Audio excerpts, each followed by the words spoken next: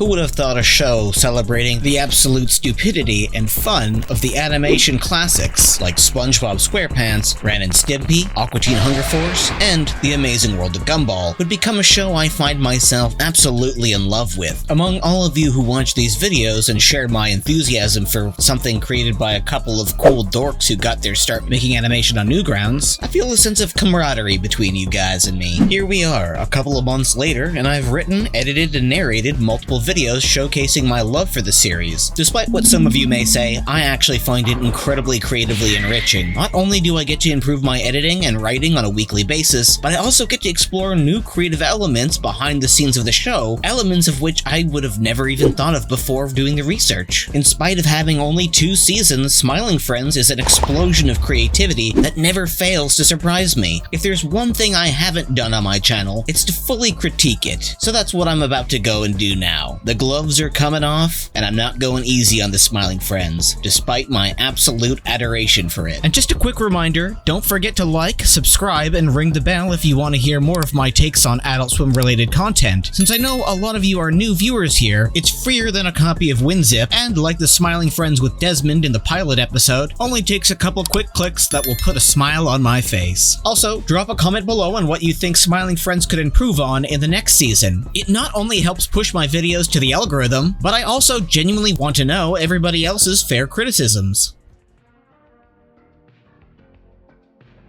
Alright, I'm gonna be the one to have to say it. If there's one thing about Smiling Friends that stands out as a truly brain-rotting experience, it's the internet e-celeb cameos. Now, this isn't to say they're not funny to me. I'd be lying if I said that Chill's appearance in Season 1, Episode 3, complete with his classic line, "Number 15, could I get the number 15? Didn't get a good chuckle out of me. However, rewatching it with a group of friends who weren't absolutely inundated with internet memes, it went completely over their heads. Which is kind of a shame when you consider that even hiring Chills to begin with actually pushes them a bit over budget, as they need to have actors that are a part of the Hollywood Guild to be in the show. So anytime they get somebody to cameo, it typically costs them quite a bit of money. Our production people came to us and said, well, look, there's like rules that say you can't just get somebody to do like a one-line cameo. You could do that, but you can only do it like once or twice. But they said, well, look, we've already done the Chills cameo. We can't do that twice just for budgetary reasons. It literally just ended up being like a budget thing. It had nothing to do with anything. And Chills isn't the only example of this. Both Mike Stacklasa and James Rolfe briefly appeared in the finale, but it's literally just their faces. A blink and you miss it moment that ultimately only serves to make the viewer say, oh hey, I know them. The truly criminal part is that they didn't even cast James Rolfe to voice anyone, despite rumors that he'd voice the devil. That wasn't actually him, guys. And while yes, Mike had been in the pilot episode, this is mostly just speaking about James Rolfe's cameo. It feels like more of an afterthought than anything else. The most egregious cameo, though, would have to be the Nostalgia Critic's appearance. Now, I understand that the creators didn't actually write this, and it was mostly just them asking Doug to do his typical shtick, but it still kind of comes out of nowhere, and it's never brought up again. It mildly induces a chuckle if you know who he is, but beyond that, it just feels like one of Doug's cringy skits stapled onto an episode. While I still found it funny, I kind of wish they did something more with it. Like, why not script something more unhinged and get someone like Halupi to animate him? And that's coming from someone who actually enjoys some of Nostalgia Critic's reviews. I don't think it's a controversial take to say that his skits are easily the worst part of his videos. It's the same reason why Ralph the Movie Maker dedicated an entire massive segment to his failed improv comedy game show, and let's just not talk about Demo Reel. With that said, that's probably the joke behind its inclusion here, especially if you're familiar with Oni Plays. Where taking jabs at the Nostalgia Critic and other channel awesome characters like Linkara is commonplace. But that's kind of my issue. Your enjoyment of the awful skit depends entirely on whether or not you're in on the Oni Plays joke. Cameos work best when they're naturally integrated into the episode, like Joel Haver's Chaotic Doug or Mike's Desmond in the pilot episode. While it is funny that they just said it and hired Doug to do the part, I kind of wish they did a little bit more, as I'd mentioned before.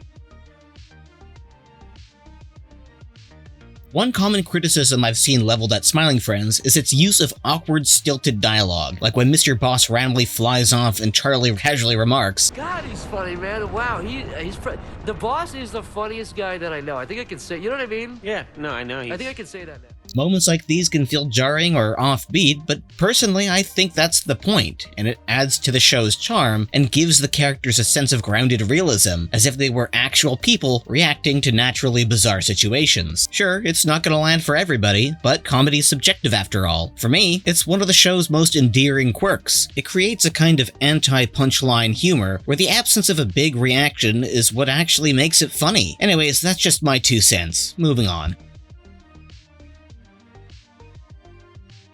Okay, this isn't me trying to pull some Bechdel test argument, so please spare me the comments calling me a woke idiot or whatever nonsense they're saying today online.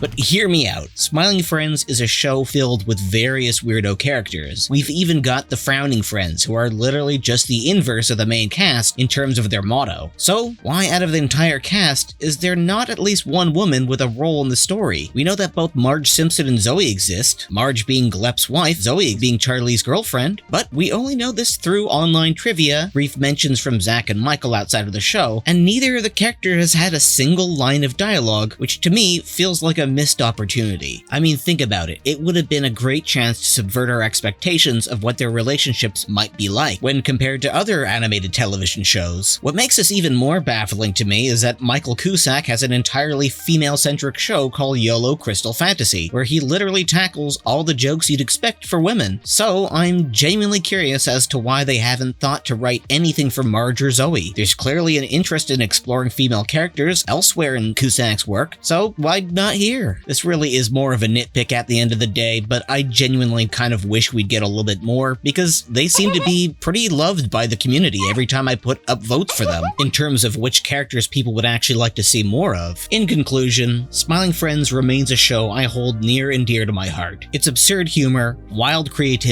and undeniable charm continue to make it one of the most refreshing animated comedies in recent years. But like any great work of art, it's not without its flaws. The reliance on internet celebrity cameos and the absence of meaningful roles for its female characters are areas where the show could genuinely improve. They're not huge issues, but they're definitely there. These issues don't ruin the experience, but they do stand out in a show that otherwise excels at subverting expectations everywhere else. With season 3 on the horizon, I'm hopeful that these criticisms are addressed. The creators have proven their ability to evolve and surprise us each time with a new episode. So I have faith they can take this feedback in stride, because Smiling Friends has already become a beloved cult hit. But with just a few small adjustments, it could reach a greater height. Here's hoping that season 3 delivers the same offbeat brilliance we've come to love, while also taking bold new steps forward. Thanks for watching, and as always, stay smiling, friends.